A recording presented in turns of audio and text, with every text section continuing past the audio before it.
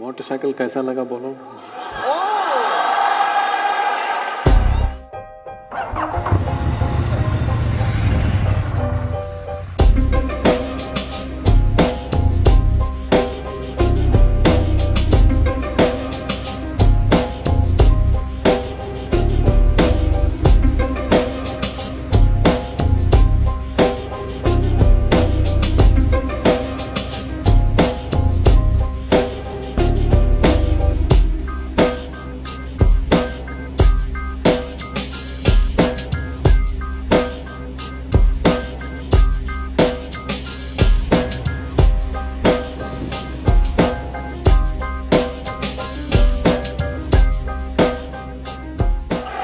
मेरे से गुरुजी बोले, मैं बैठा हुआ था पीछे ऐसे, बोले दोनों हाथ मत छोड़ना।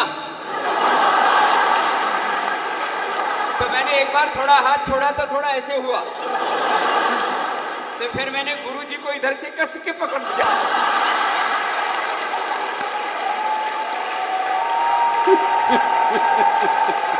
फिर मैंने हाथ जोड़े तो गुरुजी बोले आप हिलने क्यों रहे? मैंने कहा गुरु को पकड़ के रखा हुआ।